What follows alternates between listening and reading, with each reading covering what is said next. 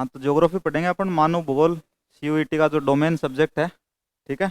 Geography में अपन पहला part पढ़ेंगे जिसका नाम है मानव भूगोल, और जिसको बोलते हैं इंग्लिश में क्या बोलते हैं इसको, ह्यूमन ज्योग्राफी।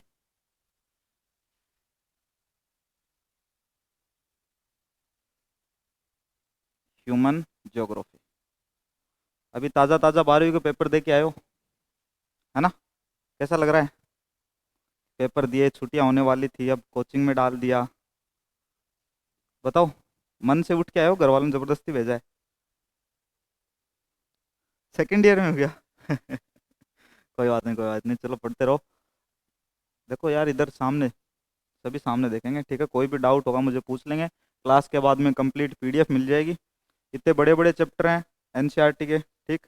और थोड़ी सी भाषा भी एनसीईआरटी की थोड़ी हार्ड है, मतलब बहुत कुछ गोच पोच करके लिखा हुआ है, हालांकि हमने बहुत सी चीज़ें एनसीईआरटी से भी उठाई है, भाषा को सरल बनाने का भी बहुत प्रयत्न किया है, ठीक है? तो अब चैप्टर स्टार्ट कर लें अपन? नहीं करें? ये कौन सी हाँ थी?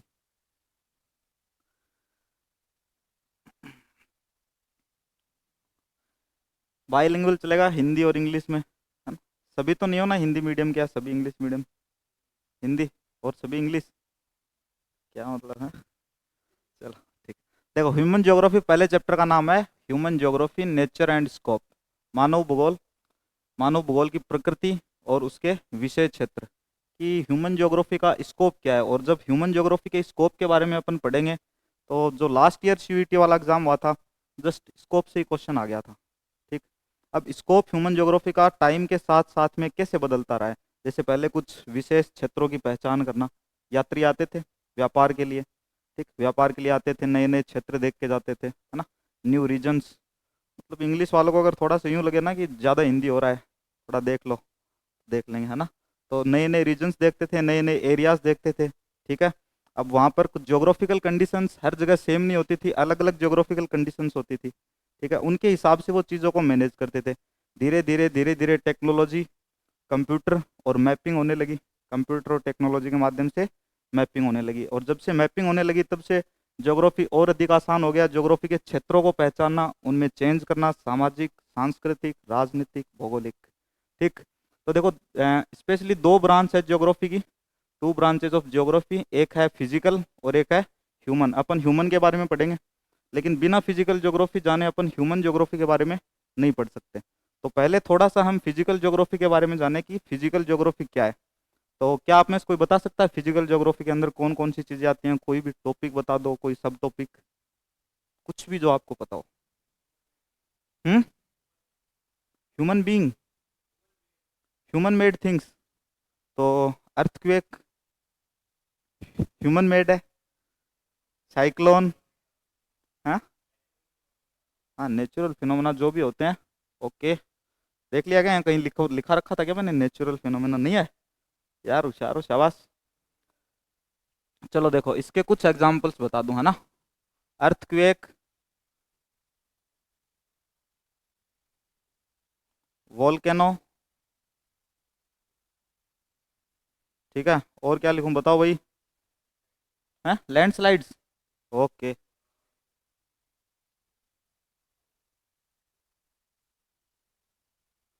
Landslides, tsunami. सुनामी की स्पेलिंग सही है ना? इसमें टी साइलेंट हो जाता है, स्टार्टिंग में टी लगाया, उसी को ही साइलेंट कर दिया, ठीक। दूसरी, ह्यूमन ज्योग्राफी, चलो पहले फिजिकल ज्योग्राफी के बारे में हमें देखना है। तो पृथ्वी के भौतिक स्वरूप का अध्ययन करते हैं फिजिकल ज्योग्राफी के अंदर, ठीक है। भौतिक स्वरूप समझ गए इसका, पृथ्वी का फिजिकल स्वरूप जो है, जैसे कोई ग्लोब, ग्लोब लाऊं मैं कहीं से, जैसे ये ग्लोब है, ठीक। ये ग्लोब है, इसके अब पृथ्वी के अंदर लेयर होती है ना, होती है, नीफे होती है, पढ़ा होगा कभी आपने, निकल, फेरस, नहीं पढ़ा? कुछ लेयर होती हैं पृथ्वी के अंदर, कभी तो सोचते होगे। जैसे ये अर्थ है, अपन इसके अंदर थोड़ा ना रह रहे हैं, अपन तो इसकी सरफेस पे हैं, यहाँ है अपन इसके, अपन तो पृथ्वी की सरफेस पे हैं, ठीक है। अब ये क्या, सरफेस बहुत बड़ा है, और दूसरा ग्रेविटेशनल फोर्स, कभी यूँ सोचते हो क्या हम यहाँ हैं, गिरते क्यों नहीं है? कैसे गिरोगे? पृथ्वी में ग्रेविटेशनल फोर्स है, गुरुत्वाकर्षण बल है पृथ्वी के अंदर, सब चीज़ों को अपनी ओर खींचता है। न्यूटन साहब ने बताया था, पेड़ के नीचे बैठे थे, अचानक से सेव सेव गिर गया, काश वो सेव ना गिरता उस दिन, इतनी सारी फिजिक्स नहीं होती है? अगर सेव भी गिरता तो वहां न्यूटन जी नहीं बैठे होते, न्यूटन जी थे ना वो। चलो ठीक। तो पृथ्वी के भौतिक स्वरूपों का अध्ययन करते हैं, इसके अलावा भौतिक परिघटनाएं, परिघटनाएं जैसे अर्थक्वेक है, वोल्केनो है, लैंडस्लाइड्स हैं, ठीक है। ओशनिक करंट्स जो होती हैं, महासागरीय धाराएं जो होती हैं, वो भी इसी में आती हैं। के वितरण की व्याख्या और अध्ययन जो है वो अपन फिजिकल ज्योग्राफी में करते हैं। फिजिकल ज्योग्राफी के अंदर कुछ चीजें आती हैं, geology, meteorology, zoology, chemistry are also linked to the physical geography. भूविज्ञान, मौसम विज्ञान। भूविज्ञान के अंदर तो देखो सीधी सी बात है, पृथ्वी की सारी चीजें होती हैं, पृथ्वी के अंदर क्या है, कैसे बनती है, कितना तापमान है अंदर, ठीक है, वो सब चीजें। फिर मीटीरियोलॉजी, मौसम विज्ञान, जंतु विज्ञान, कि पृथ्वी के अंदर जंतु भी तो दबे हुए होते हैं, उनसे भी तो पृथ्वी के अंदर हीट पैदा होती है ना, कौन से लेवल तक कितने जंतु किस प्रकार दबे हैं, हीट का लेवल क्या है। और फिर रसायन विज्ञान, अब पृथ्वी है, पृथ्वी के अंदर बहुत से हमें खनिज भी मिलते हैं, मिनरल्स मिलते हैं, और मिनरल्स एंड एलिमेंट्स ये अपन केमिस्ट्री में पढ़ते हैं, 9th-10th क्लास में पढ़े होंगे मिनरल्स एंड एलिमेंट्स, ठीक है, खनिज और तत्व है। तो ये देखो फिजिकल ज्योग्राफी की सीधी सी बात ये है, इतनी सी। अब ये चीज़ अपन ने इसलिए लिए कि आप लोगों को श्योर होना चाहिए कि फिजिकल ज्योग्राफी एक्चुअली है क्या चीज़, समझ में आ गया फिजिकल ज्योग्राफी तो क्या है। क्योंकि इस पूरे चैप्टर के अंदर हम फिजिकल ज्योग्राफी से ह्यूमन ज्योग्राफी को मिक्स करते रहेंगे शुरू से लेकर लास्ट तक, ठीक है। और अभी 12th क्लास का एग्जाम किस किसने दिया है अभी जस्ट इसी साल? आपने ये वाला चैप्टर अभी ताज़ा पढ़ा भी हुआ है? नहीं पढ़ा हुआ, बिना पढ़े दिया था क्या? चलो कोई बात नहीं, चलो नेक्स्ट देखते हैं। अब ह्यूमन ज्योग्राफी के बारे में देखते हैं, मानव भूगोल क्या है, ठीक है। पहले मानव भूगोल की ये लाइनें देखना, human geography studies the inter relationship की बात हो रही है, आपस में संबंध की बात हो रही है, किस किस के बीच, बिटवीन द फिजिकल एनवायरनमेंट, भौतिक पर्यावरण, एंड सोशियो कल्चरल एनवायरनमेंट, ठीक है, सोशियो कल्चरल एनवायरनमेंट, सामाजिक सांस्कृतिक पर्यावरण, और जो हमारा भौतिक पर्यावरण है, इन दोनों के मध्य क्या होता है, इंटर रिलेशन होता है, ठीक है, जो मानव द्वारा एक दूसरे के साथ पारस्परिक संपर्क के माध्यम से बनाया जाता है। कौन बना रहा है इस संपर्क को? अब देखो भाई सीधी सी बात है, फिजिकल एनवायरनमेंट, एनवायरनमेंट में जितनी सारी भी चीजें हैं, ठीक है, फिजिकल एनवायरनमेंट में जितनी भी चीजें हैं, क्या वो अपने आप कुछ कर सकती हैं? कुछ ना कुछ एक्टिविटीज तो वो अपने आप करती हैं, लेकिन अगर उनको संबंध बनाना है सोशियो कल्चरल एनवायरनमेंट से, मतलब सामाजिक सांस्कृतिक पर्यावरण, सामाजिक सांस्कृतिक पर्यावरण में बहुत सी छोटी छोटी चीजें ऐसी आ जाती हैं जिनका मानव अपने दैनिक जीवन में उपयोग करता है, नदियाँ, नाले, इन सब चीजों को जो फिजिकल एनवायरनमेंट है, जो भौतिक पर्यावरण है, ये क्या करता है, प्रभावित करता है। किस प्रकार से इनको प्रभावित करता है बताऊं? नदियों को जैसे किस प्रकार प्रभावित करता है, ठीक है, एक चीज मैंने बना दी, ये मैंने सरफेस बना दिया, ठीक, ये सरफेस बना दिया, सरफेस के ऊपर बहुत सारी गैसेस भी हैं, है ना, अपने को दिखती नहीं है, गैसेस हैं, ठीक। इस सरफेस को मैं नाम दे रहा हूँ फिजिकल एनवायरनमेंट, सही बात है कि नहीं है? ये तो फिजिकल एनवायरनमेंट ही तो है भाई, ये सरफेस है, फिजिकल एनवायरनमेंट है। चलो यहाँ तो फर्श डला हुआ है, मानव ने डाला है, ठीक है, तो ये भी मानव भूगोल का ही एक उदाहरण है, ये जो धरती के ऊपर जो फर्श डाला हुआ है ये भी मानव भूगोल का एक उदाहरण है, ठीक है, ये फिजिकल एनवायरनमेंट। अब यहाँ से एक नदी है, ये एक रिवर है, अभी तो सब कुछ नेचुरली चल रहा है, ठीक, रिवर को भी अपन नहीं बात है, अपने आप निकलती है पहाड़ों से, ठीक, और बहती जाती है, अपने रास्ते बनाती है। अब मानव क्या करता है, मानव ने इस रिवर के यहाँ जगह बना ली, ठीक है, एक खेत इसका इधर है, एक खेत इसका इधर है, तो जो रिवर के अंदर जो पानी बह रहा था,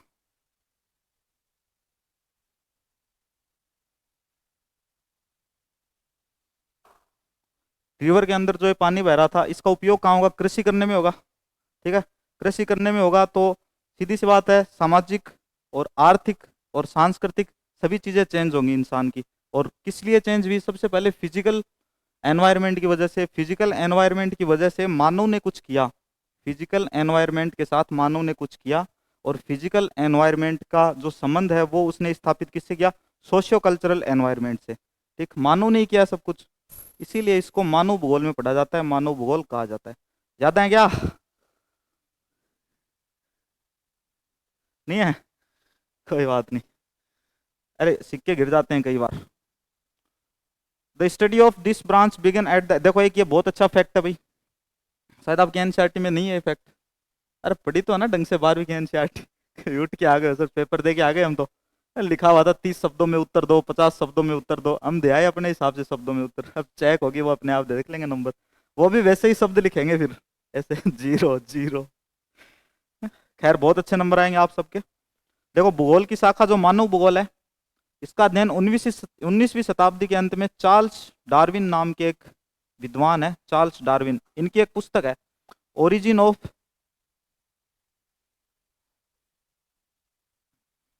स्पीसीज। स्पीसीज क्या होती है रे? प्रजातियां। इसके अंदर जो है मानव भूगोल है, इसका अध्ययन किया गया था, मतलब मानव भूगोल के बारे में सबसे पहले इस पुस्तक के अंदर बताया गया था, ओरिजिन ऑफ स्पीसीज। ये है चार्ल्स डार्विन की किताब। तो एग्जाम में डायरेक्ट पूछ लेंगे ओरिजिन ऑफ स्पीसीज किसने लिखी, याद रहेगा अपने तो, चार्ल्स डार्विन। ठीक है, ऐसे कोई नहीं पूछेगा कौन सी शताब्दी में, है ना, 19th सेंचुरी, ऐसे कोई नहीं पूछेगा। तो हिंदी मीडियम और इंग्लिश मीडियम दोनों का ठीक चल रहा है ना, कोई परेशानी? आगे चलें, चलो ठीक। आगे देखो अब, मानव भूगोल की क्या परिभाषा दी है विद्वानों ने अलग अलग, जैसे रेटजेल ने कुछ अलग कहा है, ठीक है, सेपल ने कुछ अलग कहा है, तो इन्होंने क्या क्या बातें कही है वो भी हम देखते हैं। ठीक, रेटजेल को सबसे पहले तो, रेटजेल को आधुनिक मानव भूगोल का जनक कहा जाता है, father of modern human geography. ठीक, सीधा सीधा क्वेश्चन आ जाएगा कि आधुनिक मानव भूगोल का जनक कौन है ना, who is the father of modern human geography? तो आप लोगों को याद रखना है कौन है, रेटजेल। कौन है? Ratzel, okay. अब रेटजेल की भी एक पुस्तक है, इस पुस्तक को आप दो नामों में तोड़ के याद करोगे। एंथ्रोप लिखो, पहले तो एंथ्रोप लिख लो। ठीक, अब ज्योग्राफी आपने पढ़ाई है तो आगे ज्योग्राफिक्स लगा लो, एंथ्रोप जियोग्राफिक्स। ठीक है,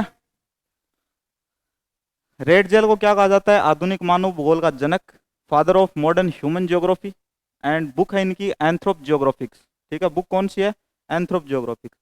इस बुक के अंदर रेटजेल ने जो बात कही है वो देखो, मानव जीवित रहने के लिए वातावरण से सहयोग, मानव को जीवित रहने के लिए, इसमें को मिसिंग है, ठीक है, थोड़ा सा देख लेना, टाइपिंग मिस्टेक है। मानव को जीवित रहने के लिए वातावरण से सहयोग प्राप्त करना अनिवार्य है, ये बात आप सब लोग मानते हो, ये बात तो अपन सभी जानते हैं। अब अगर अपन लोग को अपन को अगर जीवित रहना तो वातावरण से सहयोग चाहिए भाई, ऑक्सीजन चाहिए बराबर। अपन कार्बन डाइऑक्साइड छोड़ेंगे तो वो भी कहीं ना कहीं तो संचित होनी चाहिए। कौन लेता है कार्बन डाइऑक्साइड? पेड़ पौधे लेते हैं ना, इसीलिए पेड़ पौधों के नीचे नहीं सोना चाहिए रात को। सोता है कोई पेड़ पौधों के नीचे रात को? चलो कोई बात नहीं। फिर देखो ये बात तो रेड जेल ने कही है, देखो सीधा सीधा कथन दे देंगे एग्जाम में, मानव को जीवित रहने के लिए वातावरण से सहयोग प्राप्त करना अनिवार्य है। ठीक है, मानव को जीवित रहने के लिए वातावरण का सहयोग चाहिए। थोड़ी सी लाइन को चेंज कर देंगे, लेकिन आप लोगों को दिमाग में ये चीज़ रहनी चाहिए कि अगर मानव को जिंदा रहना है वातावरण से सहयोग चाहिए। ये बात बोली थी भाई साहब ने, और भाई साहब का नाम है रेटजेल, आधुनिक मानव भूगोल के जनक कहे जाते हैं। दूसरी बात, इन्होंने एक बुक लिखी थी, इस बुक के अंदर इन्होंने ये बात बोली थी, एंथ्रोप जियोग्राफिक्स। ठीक, एंथ्रोप जियोग्राफिक्स। फिर है एलन सी सेपल। ठीक है, एलन सी सेपल, इन्होंने क्या बोला,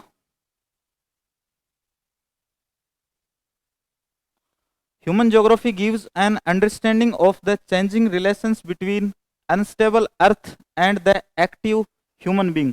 अब इन्होंने ये बात बोली है, अनस्टेबल अर्थ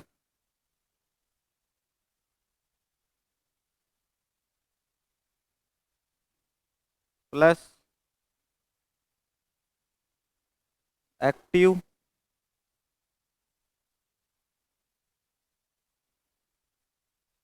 ह्यूमन बींग। ठीक है, अस्थिर पृथ्वी और क्रियाशील मानव। बस ये नाम याद रखोगे आप, इतना सा याद रख लो, यहां से भी क्वेश्चन गलत नहीं होगा। ये चीज किसने कही है? सेपल, एलन सी सेपल। ये लो पूरा नाम, एलन सी और सेपल।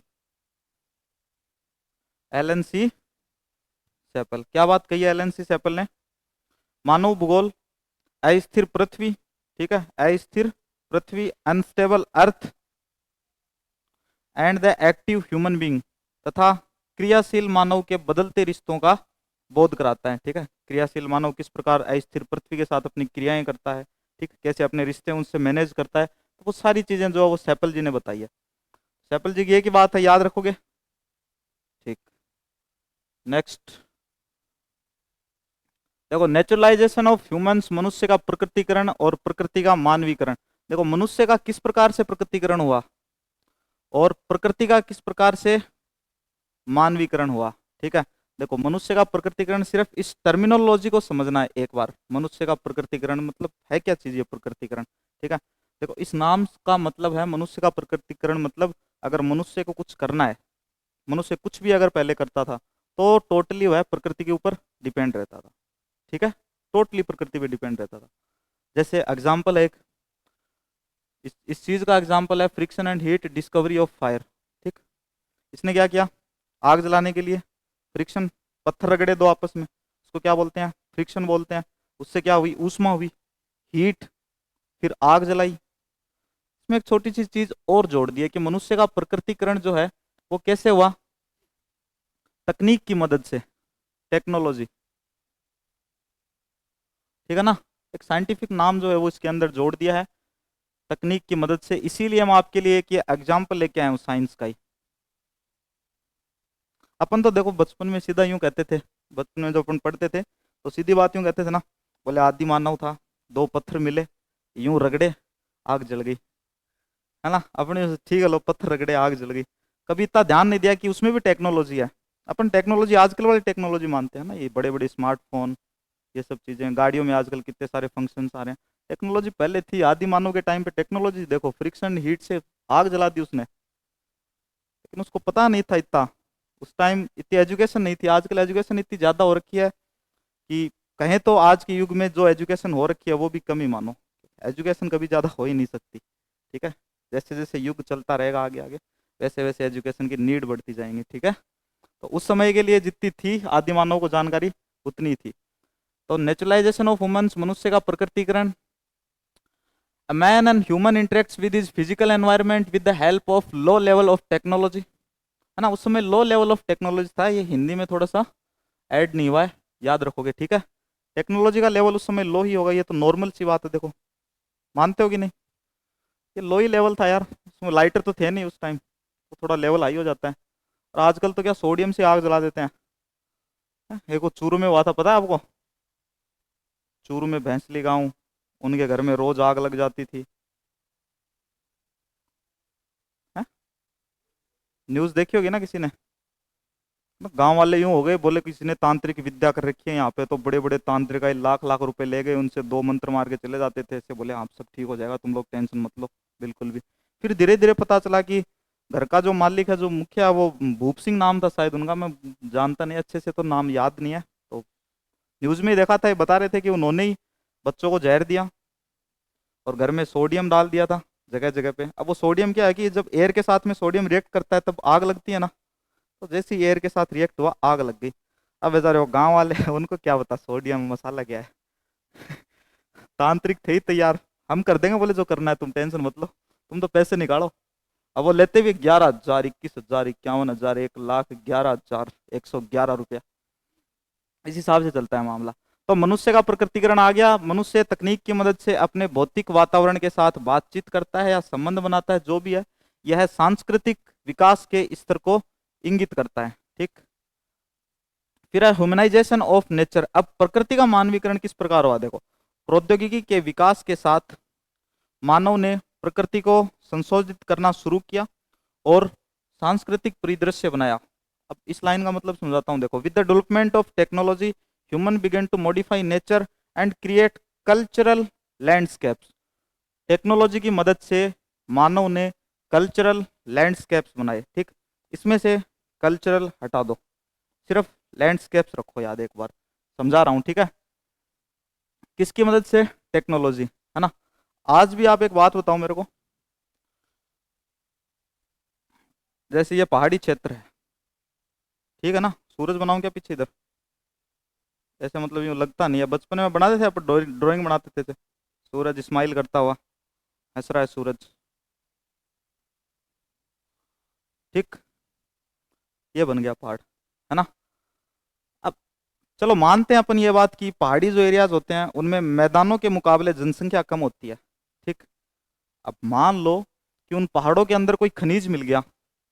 ऐसे तो है नहीं अपन खनिज को यूं बोल देंगे, खनिजों तुम पहाड़ों से निकल के मैदानों में आओ तब हम खुदाई करेंगे। खनिज तो आ नहीं सकते, इंसान को जाना पड़ेगा वहां पे, खनिजों की खुदाई भी करेगा, टेक्नोलॉजी भी चाहिए, वही तो बात हो रही है। हाँ, मिनरल्स मिनरल्स मिनरल्स, बिल्कुल पूछ लिया करो ऐसे, ठीक है, मिनरल्स।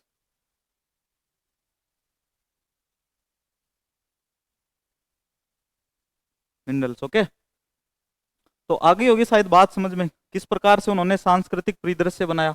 पहले ये पहाड़ था, मशीनें लगा दी, टेक्नोलॉजी लग गई, क्या ये पहाड़ रहेगा?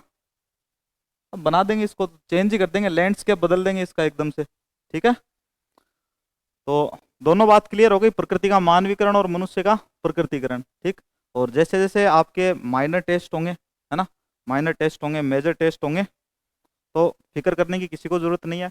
आपके चैप्टर से क्वेश्चन इतने शानदार शानदार बनाए हुए हैं, अब यूं भरोसे मत रह जाना कि सर फिर तो क्वेश्चन ही कर लेंगे, यहाँ क्या जरूरत है ना। यहाँ नहीं पढ़ोगे तो क्वेश्चन एक भी नहीं आएगा, है ना। लेकिन यहाँ की लैंग्वेज वहाँ की लैंग्वेज 90% मैच करती है। देखो हर एग्जाम में ये सीन होता है, हर एग्जाम के अंदर, एग्जाम का जो पेपर होता है 60 to 70% मॉडरेट लेवल का होता है। ठीक है, 10% हार्ड होता है थोड़ा, ठीक है, और बचा हुआ जितना भी परसेंट है वो थोड़ा लो लेवल का होता है ना। बेसिक बेसिक क्वेश्चंस होते हैं उसमें, कि वो तो बिना पढ़े भी आदमी कर सकता है। धरती पे जिंदा है, स्कूल जाता है, घर वाले सुबह मार पीट के स्कूल भी भेज रहे हैं, तो भी वो आदमी वो सवाल कर लेगा। ठीक? अपने को अच्छी पकड़ कौन से क्वेश्चंस में बनानी है? जो ज्यादा हार्ड है उनमें नहीं बनानी, जो मॉडरेट लेवल है ना 60 to 70% वाला, वहां से अपने गलत नहीं होनी चाहिए। जो इजी लेवल है 20 to 25%, वो अपना गलत नहीं होना चाहिए, फिर अपना काम बन जाएगा। ठीक, और जो हार्ड वाले मैं बता रहा हूँ, वो आपके जो पेपर हैं यहाँ कोचिंग में, आपके जो पेपर होंगे, है ना, सब कुछ हो जाएगा उनसे। अब यूं मत समझना पेपर में तो पता नहीं कितने हार्ड आएंगे, अरे कोई इक्का दुक्का सवाल आएगा यार। ठीक, और एग्जाम में, हर एग्जाम का एक नियम होता है, एग्जामिनर हमेशा ये चाहता है कि मैंने अगर कोई क्वेश्चन बनाया तो बच्चे सारे क्वेश्चन कर ही नहीं पाए। ठीक है, उसका भी यार एक एटीट्यूड होता है ना, कि मैं क्वेश्चन बनाऊंगा सारे सवाल कोई बच्चा कर दे, ऐसे हो सकता है? तो एग्जाम में कुछ सवाल इसीलिए आते हैं कि उनको छोड़ दो, एग्जामिनर जी की इज्जत रखने के लिए उनको छोड़ दो, एक दो सवाल लो साहब हमने नहीं पढ़े। क्योंकि गलत करने से क्या मतलब है, एक सवाल गलत करेंगे तो -1 होगा ना, उससे बढ़िया रहने दो, उसको करो ही मत। ऐसे सवाल करो जिनमें आपको यूं कंफ्यूजन हो जाए कभी कि यार इसमें तो ऑप्शन ए और ऑप्शन डी में से एक होना चाहिए, कंफर्म होना चाहिए। यूं नहीं सवाल देखते ही कुछ पता है नहीं, इसमें तो डी और ए में से कुछ ना कुछ होना चाहिए, कौन सा करो, डी कर दिया, आके आंसर की मिला रहे हैं, इसमें तो सी है, ये तो अपने सोचा ही नहीं। ऐसे नहीं करना। ठीक, चलो आगे देखते हैं। फिर देखो कुछ थ्योरीज हैं इस चैप्टर, ये चैप्टर थोड़ा है ही ऐसा, मानते हो ना ये बात? कुछ थ्योरीज हैं। पहली थ्योरी है पर्यावरणीय निश्चयवाद, जिसको बोलते हैं एनवायरमेंटल डिटर्मिनिज्म। ठीक, आदिम मानव समाज और प्रकृति की प्रबल शक्तियों के बीच की जो अनोनी क्रिया होती है, type of interaction between primitive human society and strong forces of nature. ठीक, इनके बीच का जो इंटरेक्शन है उसको पर्यावरणीय निश्चयवाद कहा जाता है, एनवायरमेंटल डिटर्मिनिज्म। अब इन बातों का क्या मतलब है? आदिम मानव समाज का अर्थ है कि मानव जब आदिम था, प्रिमिटिव ह्यूमन बीइंग, प्रिमिटिव का अर्थ समझ रहे हो? जब मानव के आगे बढ़ने की स्टेज शुरू ही हो रही थी, है ना, उसको टेक्नोलॉजी भी ऊपर लेके जानी थी, स्वयं का डेवलपमेंट भी करना था ह्यूमन को। ठीक है, तो आदिम मानव समाज उस तरह के मानव और प्रकृति की प्रबल शक्तियों के बीच, देखो मेरी बात सुनो, आजकल आपने गांव में एक चीज देखी है, गांव में भले यहाँ शहर में भी है, मैंने देखी है, ठीक, पेड़ पौधों की पूजा करते हैं, है ना, प्रकृति की पूजा करते हैं। क्यों करता है इंसान किसी भी चीज की पूजा? भगवान की भी अगर अपन भगवान की पूजा करते हैं तो अपन हाथ जोड़ के ही कहते हैं शक्ति देना। स्कूल में प्रेयर बोलते थे, इतनी शक्ति हमें देना दाता, है ना, ये प्रेयर भी बोलते थे। तो प्रकृति की प्रबल शक्तियों और आदिम मानव समाज के बीच में जो इंटरेक्शन होता है, ठीक है, समझ रहे हो आप ब्रो? All okay? ओके।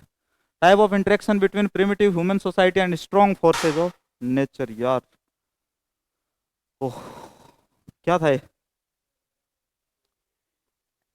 हम्म, चलो कोई बात नहीं, ठीक है। अब नेक्स्ट देखो, नेक्स्ट है संभववाद।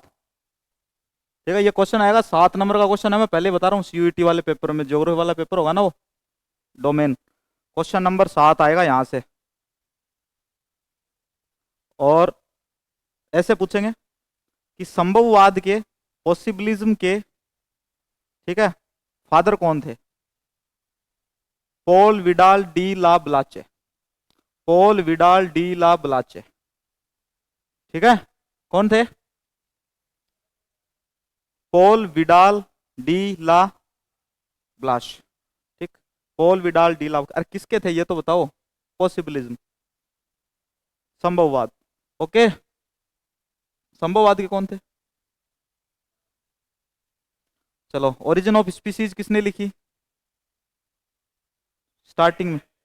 अरे नहीं यार, रेड जेल की लंबी सी किताब, एंथ्रोप जियोग्राफिक्स, ओरिजिन ऑफ स्पीसीज किसकी थी? चार्ल्स डार्विन, चार्ल्स, जिसमें मानव भूगोल के बारे में जानकारी मिलती है ना, 19th ऑफ सेंचुरी, स्टार्टिंग में पहली पहली स्लाइड में देखा था ना, ऐसे याद रखा करो यार, कोई बात नहीं, लेकिन मैं करवा दूंगा।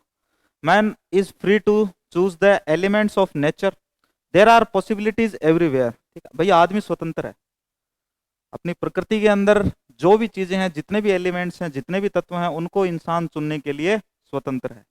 आपको कोई मना थोड़ी करता है। प्रकृति में आपको जहाँ की ऑक्सीजन अच्छी लगे आप ले सकते हो, भाई मुझे जयपुर वाली ऑक्सीजन अच्छी लग रही है, मुझे तो ये लेनी है, कोई मना थोड़ी कर देगा।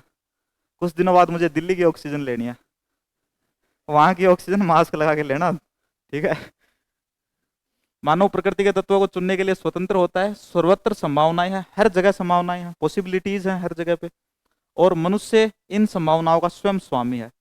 It means man is free to choose the elements of nature. समझ रहे हो मेरी बात, तुम लोग पकड़ रहे हो जहां भी जाओगे? क्योंकि इस चैप्टर में जितनी भी ये थ्योरीज दे रखी हैं, कहीं ना कहीं ऐसा लगा कि ये एक जैसी सी हैं, ठीक, लेकिन जब तुम लोग पेपर करने बैठोगे, इसके क्वेश्चन सोल्व करोगे ना, तब विश्वास हो जाएगा कि नहीं, एक जैसी नहीं है, की का फर्क तो है तो सही कोई ना कोई, कहीं पे का, कहीं पे की, मतलब का की नहीं।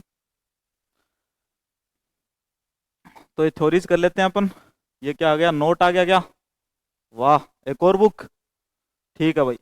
एक ज्योग्राफर है ग्रिफिथ टेलर, और भाई ये वाली किताब, अच्छा वो किताब वाला क्वेश्चन ऐसे आएगा भी, मैच द फॉलोइंग, 7 नंबर का क्वेश्चन बता रहा था ना मैं, मैच द फॉलोइंग वाला आएगा, यूं मिलाओ पुस्तकों को ऐसे,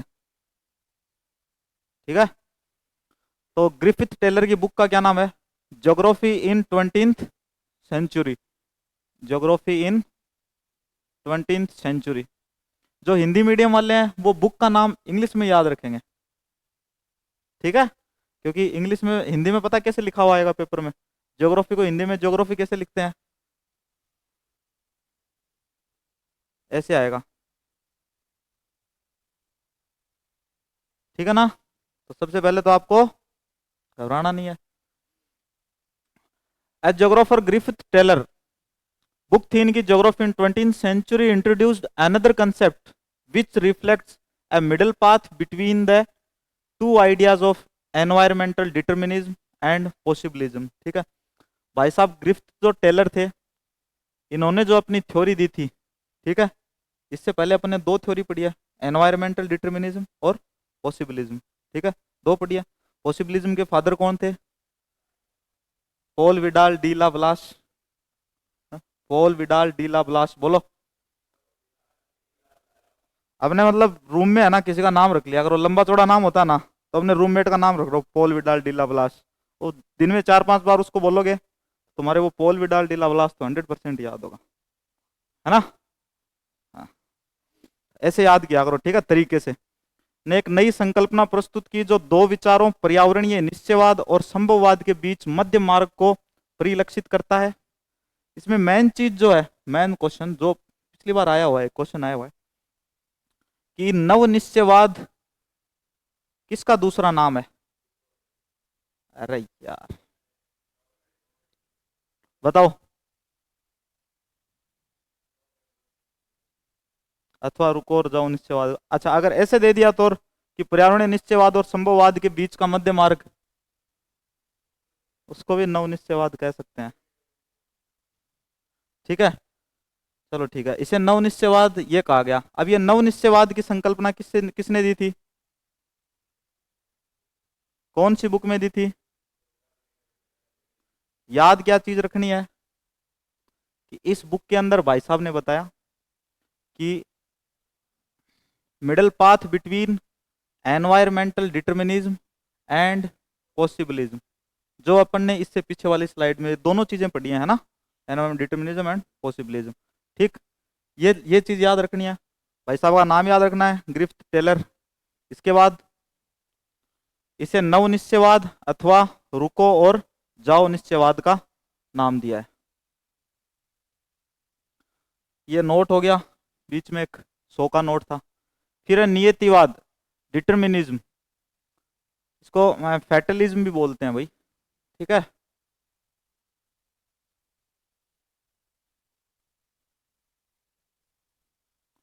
Determinism generally considers man as passive agent who is influenced by environmental factors. नियतिवाद सामान्यतः मानव को एक निष्क्रिय कारक समझता है। भावनाएं समझ जाना रहे, है ना। हिंदी मीडियम में कोई मिसटाइपिंग हो जाती है यार, हिंदी में भी हो जाए इंग्लिश में भी हो जाए। मनुष्य क्या है, गलतियों का पुतला है, तो सिर्फ उसको पुतला बन के रहना है, गलतियों का पहाड़ नहीं बनना। कभी कभी गलतियां करनी चाहिए, रोज रोज नहीं। मानव को एक निष्क्रिय कारक समझता है जो पर्यावरणीय कारकों से ही प्रभावित होता है, ठीक है। ये ऐसे बोलते हैं, इसके सपोर्टर जो है नियतिवाद के, कौन कौन, रेटजेल, रिटर, हम्बोल्ट और हटिंगटन, ठीक है, ये इसके सपोर्टर हैं। ये ऐसी बात बोलते हैं कि इंसान अकेला कुछ नहीं कर सकता, उसको अगर कुछ भी करना है तो उसको जो एनवायरमेंटल फैक्टर्स हैं उनके ऊपर डिपेंड रहना ही रहना पड़ेगा, उनके अलावा वो कुछ कर ही नहीं सकता। ये बात कौन कह रहे हैं, रेटजेल, रिटर, हम्बोल्ट और हटिंगटन। फिर बोले चलो तुम ये लोग बात तो कह रहे हो इतनी बड़ी, अब इतनी बड़ी बात को एक छोटे से वर्ड में समेट दो। बोले हम इसको बोलेंगे नियतिवाद। ठीक है भाई, बोलो, है ना। फिर देखो fields and sub fields of human geography, यह है अपनी जो फर्स्ट चैप्टर है, उस फर्स्ट चैप्टर की लास्ट हेडिंग है, fields and sub fields of human geography, है ना। लगता है अभी चैप्टर खत्म हो गया, पढ़ा तो है यार 12th में भी तुमने फर्स्ट चैप्टर, थ्योरी पढ़ी है पूरी, कि अपन ने मोस्ट मोस्ट चीजें ली हैं, और जो आई है ना स्लाइड्स पे उनको सबको याद कर लेना, जो तुम्हारे माइनर टेस्ट भी होंगे सवाल गलत नहीं होगा। और इस चैप्टर में जहां से ज्यादातर क्वेश्चन बनते हैं वो शुरू होगा मामला अब अब होगा तो होगा, इसमें मैं क्या करूं। देखो मानव भूगोल के क्षेत्र और उपक्षेत्र, fields and sub fields of human geography explains various aspects of all elements of human life on the earth surface. मानव भूगोल के क्षेत्र और उपक्षेत्र पृथ्वी की सतह पर मानव जीवन के सभी तत्वों के हर पहलू की व्याख्या करते हैं। ये क्या होगा, यहाँ पे एवरी आएगा, डब्लू आ गया क्या, ये कर देंगे इसको, ठीक। Explains every aspect of all elements of human life on earth surface, ठीक है। जो क्षेत्र और उपक्षेत्र अपन पढ़ने वाले हैं, ठीक है, अभी अपन जो फील्ड्स एंड सब फील्ड्स पढ़ेंगे ह्यूमन ज्योग्राफी के, ठीक है, ये किस प्रकार से मानव जीवन को प्रभावित करते हैं। ह्यूमन ज्योग्राफी के जो सब फील्ड्स हैं ये किस प्रकार से मानव के जीवन को प्रभावित करते हैं, ये अपन अब पढ़ेंगे। अच्छी टेबल है भाई, सुंदर सी टेबल है, देखो आ गई, है ना। इस टेबल में से एक क्वेश्चन आया था पिछली बार, सच में आया था, मजाक नहीं कर रहा मैं। और क्वेश्चन ऐसे आया था, देखो ये समय है, पीरियड, है ना, पहले early colonial period, later colonial period 1930s through the interwar period, late 1950s to the late 1960s, 1970, 1990s का दशक। फिर अप्रोचेज, उपागम, इनको बोलते हैं उपागम हिंदी में। ठीक, अब देखो अर्ली कॉलोनियल पीरियड में क्या हुआ, एक्सप्लोरेशन एंड डिस्क्रिप्शन। ठीक है, लोग यात्राओं पे जाते थे व्यापार के लिए, व्यापारिक मार्गों का इस्तेमाल करते थे। ठीक है, जो रास्ते होते थे ट्रेड वाले उनका इस्तेमाल करते थे, अलग अलग सरफेस देखते थे, अलग अलग जगह देखते थे, उनको एक्सप्लोर करते थे। ये काम कब हुए, अर्ली कॉलोनियल पीरियड में। ठीक, इसी प्रकार लेटर कॉलोनियल पीरियड में क्या हुआ, इसमें रीजनल एनालिसिस हुआ, किसी एक क्षेत्र विशेष को एनालिसिस करते थे, किसी भी एक रीजन को पकड़ लेते थे कि भाई ठीक है इसको दबोच लो, इसकी मिट्टी देखो कैसी है, यहाँ देखो बरसात कब कब होती है, यहाँ देखो खेती कौन कौन सी चीज़ की हो सकती है, यहाँ खनिज देखो है कि नहीं है। ठीक है, ये चीज़ें कब होती थी, लेटर कॉलोनियल पीरियड में। फिर 1930s through the interwar period जो था, वर्ल्ड वार हुए थे, एरियल डिफरेंशिएशन। ठीक है, जो क्षेत्र थे उनको अलग अलग बांट दिया गया था उनकी विशेषताओं के आधार के ऊपर कि भाई इधर खनिज है अलग रखो। ठीक, फिर है late 1950s to the late 1960s spatial organisation. इसमें मोस्ट इंपॉर्टेंट इस समय कंप्यूटर्स का यूज किया जाने लगा था भाई, ज्योग्राफी में कंप्यूटर्स का उपयोग किया जाने लगा, मैपिंग की जाने लगी। ठीक है, स्टैटिस्टिकल टूल्स जो होते हैं उनका उपयोग किया जाने लगा, जानते हो ना मात्रात्मक जो यंत्र होते हैं स्टैटिस्टिकल टूल्स, मैथमेटिक्स में आते हैं क्या स्टैटिस्टिकल टूल्स, स्केल किस में आती है, उसी में आती है। फिर 1970 में क्या हुआ, एमरजेंस ऑफ, ये देखो तीन विचारधाराएं थी भाई, ह्यूमनिस्टिक, रेडिकल एंड बिहेवियरल। अब ये सारी चीजें जो हैं, ये जो पॉइंट्स हैं एक दो, ये 6 पॉइंट है, 3 4 5 6। ठीक है, ये सारे 6 के 6 पॉइंट आपको अभी मिल जाएंगे सिर्फ एक एक लाइन में। अब क्वेश्चन कैसे आया था वो बताऊं, क्वेश्चन देखो ऐसे आया था, हम्म वो क्वेश्चन ऐसे था भाई, अब याद आ गया मेरे एग्जैक्टली।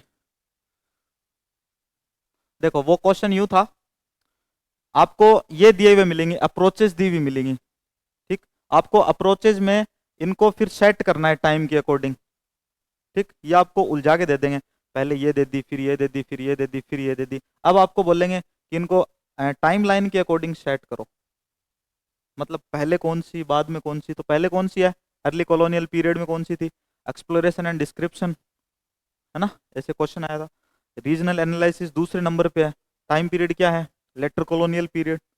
अब डायरेक्ट क्वेश्चन क्या है कि पिछली बार ये यहाँ से ये क्वेश्चन तो आ गया है ना, अब यहाँ से ये क्वेश्चन दोबारा रिपीट भी हो सकता है, अगर रिपीट नहीं हुआ तो यहाँ से दूसरा क्वेश्चन किस प्रकार बनेगा, ये चीज भी अपने को देखनी चाहिए। हर चीज के 3 4 5 8 10 15 20 पहलू होते हैं, कोई कैसे भी कुछ भी बन जाए। एक तार से अपन कुछ भी बना सकते हैं, लोहे के तार से। तो हमारा मन है कभी गोल बना देंगे उसको, कभी उसका ट्रायंगल बना देंगे, कभी रेक्टेंगल बना देंगे। ठीक, तो जैसे देखो क्वेश्चन आ जाएगा कि late 1950s to the late 1960s। ठीक है, इसमें ह्यूमन ज्योग्राफी की कौन सी अप्रोच हुई थी, ह्यूमन ज्योग्राफी की अप्रोच कौन सी हुई थी, कहां तक हुई थी। तो आपको ऑप्शन क्वेश्चन में ये आ गया, ये हमारा क्वेश्चन है। अब आपको ऑप्शन में इनमें से कोई भी ऑप्शन दे देंगे, मान लो ऊपर वाले 4 ऑप्शन दे दिया आपको। ठीक, राइट ऑप्शन कौन सा है, राइट ऑप्शन कौन सा है स्पेशल ऑर्गेनाइजेशन, कौन सा है, क्योंकि क्वेश्चन ये पूछा है कि भाई इस समय, इस टाइम पीरियड में 1950s टू 1960s, इस टाइम पीरियड के अंदर जो ह्यूमन ज्योग्राफी की कौन सी अप्रोच हुई थी, स्पेशल ऑर्गेनाइजेशन, कंप्यूटर्स का यूज होने लगा था। ठीक है, और इसे बोलने लगे थे स्टैटिस्टिकल रिवॉल्यूशन भी बोलने लगे थे, मात्रात्मक क्रांति जिसे कहा जाता है, इस समय को बोला जाता था मात्रात्मक क्रांति। ठीक, चलो आगे देखते हैं। अब ये सेम टेबल जो है ये हिंदी में ट्रांसलेट की हुई है आपके सामने, ये रही। ठीक, पूरी मैंने समझा दिया, हिंदी में आपके सामने है, क्लास के बाद में आपको मिल जाएगी। ठीक है, एक एक पॉइंट जो है एक्सप्लोरेशन एंड डिस्क्रिप्शन, अन्वेषण और विवरण, ठीक। इसमें क्या है, trade interest promoted the discovery and exploration of new areas.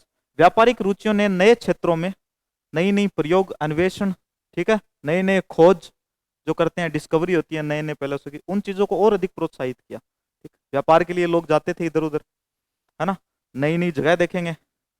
आप बताओ, आप कहीं नई जगह पे जाओगे तो आपके अंदर एक यूं जिज्ञासा होगी ना कुछ और जानने की, कि चलो आज ये जगह देखी है, कल उस जगह दोबारा जाएंगे। फिर जेब में हाथ डाल के देखते हैं कितने अरे जा चल तो जाएंगे, आने की टिकट के पैसे नहीं है, क्या करें। अरमान वहीं के हैं, दिल के अरमान आंसुओं में बह गए, कोई बात नहीं। रीजनल एनालिसिस, प्रादेशिक विश्लेषण, ठीक है। इसमें क्या, elaborate description of all aspect of a region were undertaken. प्रदेश के सभी पक्षों के विस्तृत वर्णन किए गए। एक प्रदेश है, उसके कितने पक्ष हो सकते हैं, उसमें मिनरल्स, खनिज, ठीक है, अवेलेबिलिटी ऑफ वाटर, सोइल, इनके अलावा और भी बहुत सारे पक्ष हो सकते हैं, बहुत सारे एस्पेक्ट्स हो सकते हैं एक रीजन के, तो उनका विस्तृत वर्णन किया गया, ठीक है, डिटेल से उनके बारे में बताया गया। यह है दूसरी बात। टाइम पीरियड वही रहेगा जो टेबल में था अपने। फिर तीसरा है एरियल डिफरेंशिएशन, क्षेत्रीय विभेदन। इसमें क्या हुआ, किसी प्रदेश की विलक्षणता की पहचान, मतलब किसी प्रदेश के अंदर कोई यूनिकनेस है, किसी रीजन किसी एरिया के अंदर कोई भी यूनिकनेस है, तो उस यूनिकनेस के ऊपर काम होने लग गया था, ठीक। जैसे कि अपने मान लो कि एक डिस्ट्रिक्ट है अपने झुंझुनू, उस डिस्ट्रिक्ट में तांबा मिलता है, कॉपर, ठीक है, कॉपर मिलता है, तो एक एग्जांपल हो गया ना यूनिकनेस का। वो डिस्ट्रिक्ट किस लिए यूनिक है, क्योंकि उसमें कॉपर मिलता है ना। इस तरह से फिर अलग अलग खोजें होने लगी, किसी प्रदेश की विलक्षणता, इट मींस यूनिकनेस पहचानी जाने लगी, ठीक। फिर स्पेशल ऑर्गेनाइजेशन, इसमें use of computers and statistical tools, computer और सांख्यिकीय विधियों का प्रयोग होने लगा, ठीक। इस समय स्पेशल ऑर्गेनाइजेशन, चौथा पॉइंट है स्थानिक संगठन, ठीक है। टाइम आप मिला लेना, late 1950s to late 1960s, ठीक। अब इसमें और क्या क्या हुआ, इसमें फिजिक्स के जो नियम थे, लॉज ऑफ फिजिक्स, वो अप्लाई होने होने लगे। किस चीज के लिए अप्लाई होने लगे, मानचित्र और एनालाइज ह्यूमन फिनोमेना, ठीक है। एक तो मैप बनाने के लिए, और जो ह्यूमन फिनोमेना है उनको एनालाइज करने के लिए, ठीक है। फिर this phase is called quantitative revolution. Direct question आ जाएगा, which phase is called quantitative revolution. कौन सा फेज कहा जाता था क्वांटिटिव रिवॉल्यूशन, स्पेशल ऑर्गेनाइजेशन, ठीक।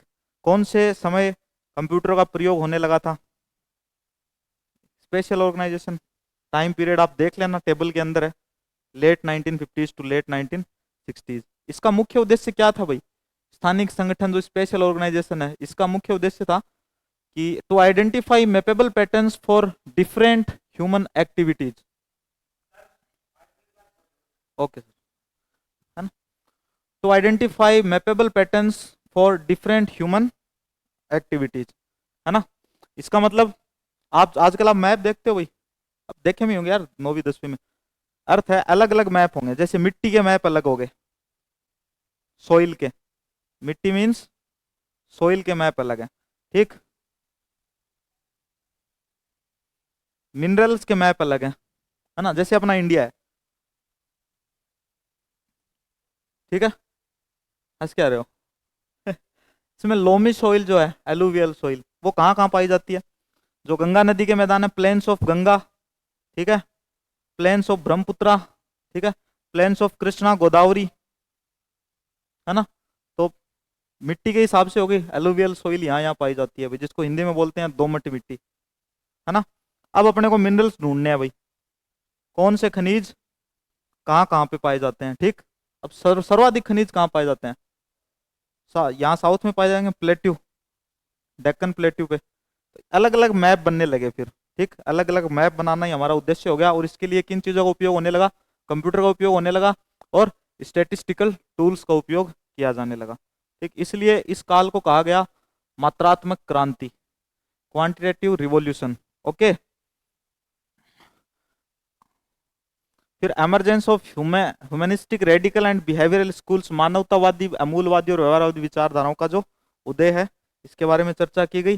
वो सारी बातें, ये तीनों विचारधाराएं हैं, बस अपने को ये याद रखना है, ये तीनों विचारधाराएं, इनका टाइम पीरियड याद रखना। ये 5वां पॉइंट जो है ना भाई, इसका जो टाइम पीरियड है जो अपनी टेबल के अंदर था, ठीक है ना, वो याद रखेंगे सब। फिर छठा है पोस्ट मॉडर्निज्म इन ज्योग्राफी, भूगोल में उत्तर आधुनिकवाद, यह आजकल की बात हो गई अपने, ठीक। प्रत्येक स्थानीय संदर्भ की समझ के महत्व पर अत्यधिक जोर दिया जाने लगा। आजकल तो मैप को एकदम, ऐसे मान लो एक छोटा सा शहर भी है ना, उसका भी मैप बनाना है तो उसका भी मैप अलग अलग तरीकों से बन जाता है, क्योंकि इन चीजों को अधिक महत्व दिया जाने लगा। To importance of understanding each local context in its own right was emphasis, प्रत्येक स्थानीय संदर्भ की समझ के महत्व पर जोर दिया गया।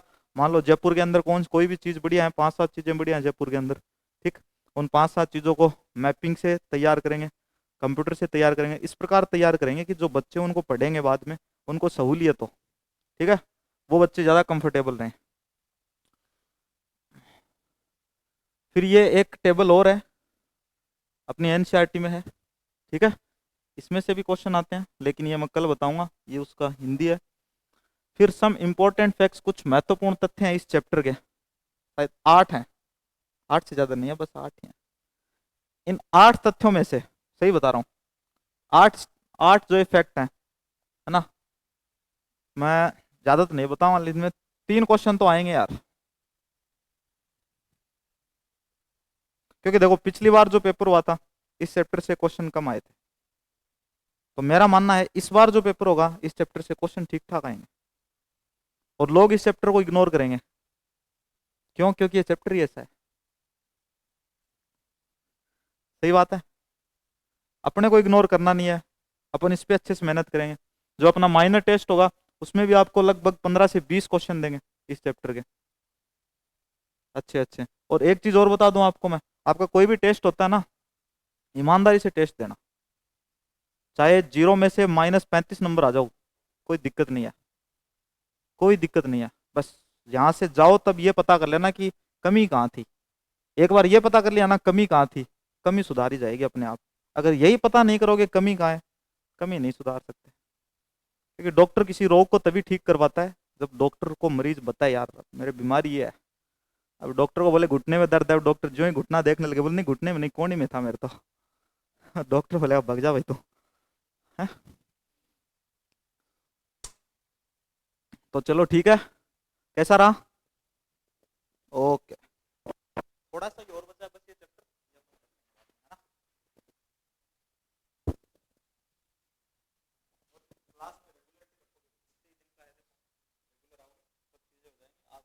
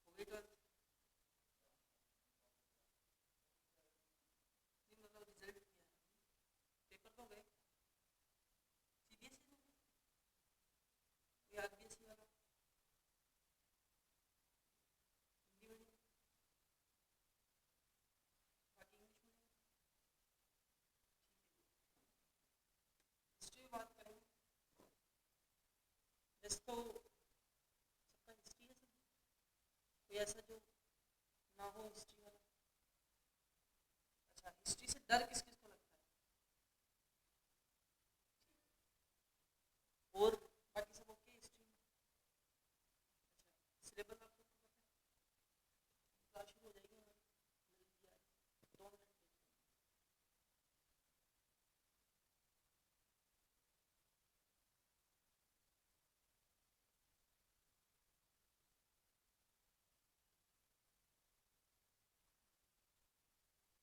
ऐसी क्लास ज्योग्राफी ठीक चलेगी?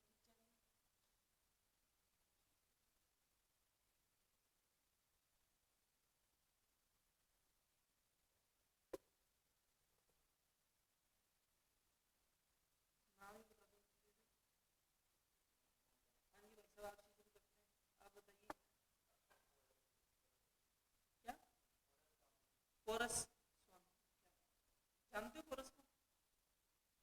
पता भी होना चाहिए। लकी, मुकेश, आगे यादव, अशोक जोगी,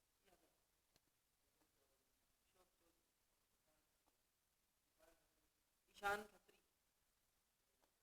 अश्विन अरोड़ा। तो दोनों खत्री के थोड़ा साथ ही होते हैं। हिमांशु गुप्ता। देखो नाम, वैसे थोड़ी सी शर्म की बात है कि हिस्ट्री का मास्टर हूँ, नाम मेरे को कम नहीं आता। धीरे धीरे हो जाएंगे यार, समय साथ बिताएंगे तो। अभी जैसे कोरस भाई साहब का नाम नहीं, इतिहास का आदमी तो कोरस तो याद रह ही जाएगा कम से कम। पेपर का पैटर्न जानते हो सब लोग? ठीक है, जब मुझे शुरू होगी तो इस पर बात करना। हिस्ट्री का बहुत बेसिक कंसेप्ट पे बात करते हैं, जितनी देर में हमारी क्लास शुरू। ठीक है, सबसे पहली बात, जैसे मैंने आते ही प्रश्न पूछा कि हिस्ट्री से डर किस किस को लगता है, ये सवाल मैं हर क्लास में पूछता हूँ, उसके पीछे एक कारण है। क्योंकि हिस्ट्री से मैं खुद बहुत डरता हूँ। क्लास 10th तक ये हालात है कि हिस्ट्री का मास्टर अगर क्लास में आ जाए तो ना हमारे चेहरे पर हवाइयाँ उड़नी शुरू हो जाती हैं कि ये अब 1 घंटा गान खाएगा, इसने परेशान करना और कुछ नहीं। अच्छा, हिस्ट्री सबसे बोरिंग सब्जेक्ट है क्या? मरे हुए लोगों को पढ़ना। लेकिन जब मैं देखूंगा आप हिस्ट्री पढ़ा है, तो एक टीचर जिंदगी में जरूर ऐसा आता है आपको उस सब्जेक्ट से प्यार करवाता है।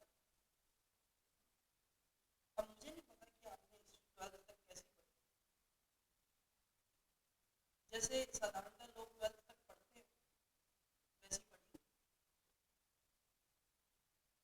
अब टीचर कैसा था, आप कैसे थे सब्जेक्ट में, इसको मैं नहीं, ये तो थ्रू आउट पता लगेगा जब टेस्ट होंगे, मेरा भी पता लग जाएगा तुम लोगों को ये भी कैसा है। अगर ये बात ही करनी आती है, सब्जेक्ट भी आता है, लग जाएगा टाइम के साथ, तो भी पता है। लेकिन हाँ, इतना जरूर है कि जहाँ तक मैंने समझा ना, आज तक सब्जेक्ट को पढ़ना, वो सब्जेक्ट इस तरीके का है कि आपको आज को समझना है तो ये जरूरी है कि आप कहाँ से चल कर आ रहे हो ये पता होना चाहिए। और जिस आदमी ने हिस्ट्री अच्छे से पढ़ी है ना, अच्छे से मतलब ठीक ठाक पढ़ी है, उसको बेवकूफ बनाना थोड़ा सा मुश्किल होता है। अब आप कहोगे जी ऐसे कैसे? ये जब आप थ्रू आउट हिस्ट्री पढ़ोगे ना, आप हिस्ट्री के स्टूडेंट हो, आप जब ग्रेजुएशन में जाओगे तब भी हिस्ट्री पढ़ोगे, तब आपको समझ में आएगा कि वास्तव में जो आदमी हिस्ट्री पढ़ ले उसको मूर्ख बनाना थोड़ा सा क्या है, मुश्किल। अच्छा, हिस्ट्री की इमेज थोड़ी सी इस तरीके से की है कि लोगों को लगता है कि बहुत सारी तारीखें रटनी पड़ेंगी। अच्छा, 2 आदमी भाला लेकर लड़ते हुए बताया जाएगा कि एक भाला लेके भाग रहा है, एक तलवार लेके भाग रहा है, एक घोड़े पे आ रहा है, या बात गांधी की होगी। यही मेंटेलिटी चलती है। आप जिस आदमी ने हिस्ट्री नहीं पढ़ी उससे आप ये पूछ लेना तो वो कहेगा यार हिस्ट्री में तारीखें बहुत रटनी पड़ती है। लेकिन एक बात ईमानदारी से बताना, 12th का एग्जाम देकर बैठे हो आप सब, आपने पूरा साल हिस्ट्री पढ़ी, कितनी तारीखें रटी हैं?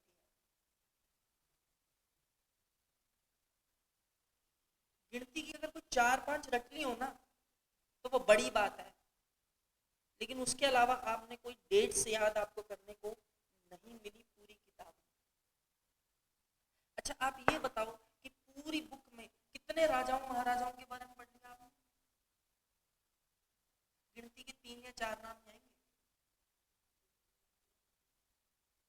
क्योंकि सब्जेक्ट की अप्रोच है ना वो बहुत बदल गई है। अप्रोच कैसे बदल गई कि पहले हिस्ट्री चलती थी कि तो जी राजा कब पैदा हुआ, कब उसने युद्ध लड़े, कब वो गद्दी पर बैठा, कब वो मर गया, उसके आसपास इर्द गिर्द उसकी सारी बात। लेकिन आजकल एक थ्योरी चलती है जिसे कहते हैं सबल्टर्न। सबल्टर्न थ्योरी क्या है? सुना है सबल्टर्न थ्योरी के बारे में? नहीं सुना। आपकी पूरी की पूरी किताब सबल्टर्न थ्योरी पर बेस्ड है और आप कहते हो कि आपने सबल्टर्न थ्योरी के बारे में कैसे सबल्टर्न थ्योरी? बहुत सारे हिस्टोरियन ऐसे हुए जिन्होंने कहा कि जी कि आप बताते हो कि राजा उसके दरबारी उसने युद्ध लड़े, वो सोसाइटी का कितने परसेंट हिस्सा है आप बताओ? कि मान लो ये माना जाए कि किसी स्टेट की संख्या 1 लाख थी, ठीक है, उसमें राजा तो अगर हम टाइम पीरियड के हिसाब से देखें तो 10-15 हो गए, कुछ 100-150 उसके मंत्री लगा लो, उसकी सेना लगा लो, जनता का 1% हिस्सा भी बनते, 1% लोगों की हिस्ट्री पढ़ाकर आपको आप कहते हो कि हमने इतिहास पढ़ा दिया, ये बात कहाँ तक सही? और जो 99% लोग हिस्सा है समाज का, किसान, व्यापारी, महिलाएं, उनके बारे में आपने कुछ बताया? जो आपने उनके बारे में कुछ नहीं बताया तो मतलब आपने 99% हिस्ट्री क्या कर दी? छोड़ दी। अब जो आप हिस्ट्री किताब पढ़ते हो, आप कोई चैप्टर उठाकर देख लेना, कंडीशन ऑफ विमेन, महिलाओं की स्थिति, उसमें टॉपिक मिलेगा आपको, है कंडीशन ऑफ विमेन। अच्छा कास्ट सिस्टम के बारे में बहुत पढ़ा होगा, ठीक है, आपने दलितों के बारे में बहुत पढ़ा होगा, अनटचेबल्स के बारे में पढ़ा होगा, ये आप। और सबसे इंटरेस्टिंग बात ये कि आपने इसको हर चैप्टर में पढ़ा, लगभग लगभग हर चैप्टर। तो आज की जो हिस्ट्री है ना वो सबल्टर्न थ्योरी में चलती है, कि मतलब वो हिस्सा जिसको कभी पढ़ा ही नहीं गया उसके बारे में क्या किया जाए। एक तो ये चीज, और वो वाली हिस्ट्री भी है जिसमें राजा महाराजा उसे पॉलिटिकल हिस्ट्री कह देते हैं, लेकिन हमारे सिलेबस में सोशल और इकोनॉमिक हिस्ट्री ज्यादा है। आपको ये बताया जाएगा कि इकोनॉमिक कंडीशन कैसी, ट्रेड कैसे होता था, व्यापारियों की स्थिति क्या थी, ये सब बातें आपने पढ़ी। तो ये हमारे फोकस में लेकर हम इसको चलेंगे, क्योंकि हमारा सिलेबस यही कहता है तो हम उसको पढ़ें। अच्छा जब आपने बोर्ड में पढ़ा तो 12 चैप्टर ही पढ़े हिस्ट्री, 4 चैप्टर पर बुक, ये पढ़ा, लेकिन सीयूटी में 3 चैप्टर एक्स्ट्रा। ध्यान है आपको ये बात? नहीं ध्यान? 3 चैप्टर एक्स्ट्रा पढ़े। कौन कौन से? एक तो किंग्स एंड क्रॉनिकल्स वाला चैप्टर है, अगर किसी को याद है, आपको तो नहीं पढ़ा होगा, हमारी दूसरी किताब है उसके अंदर देखा उसका लास्ट चैप्टर, नई बुक में नहीं है पुरानी। उसके अलावा हमारे यहाँ पर एक चैप्टर था कॉलोनियल सिटीज, तीसरी जो किताब है उसके अंदर देखा, और एक चैप्टर है अंडरस्टैंडिंग द पार्टीशन। हमारा जो बंटवारा हुआ, भाई को अभी नींद आ रही है, कोई बात नहीं, अभी तो लेक्चर शुरू भी नहीं हुआ है, ये खासियत पता लग जाता है कि हिस्ट्री की चल रही है। देखो आजकल की जनरेशन में जेनजी, जेनजी तो समझते हो, इंस्टाग्राम चलाने वाले सारे के सारे नहीं चलाते,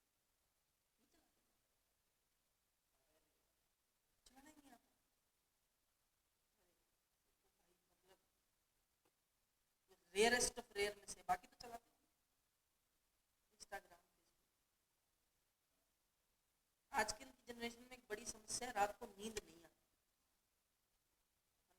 12-1 वैसे ही बच जाते,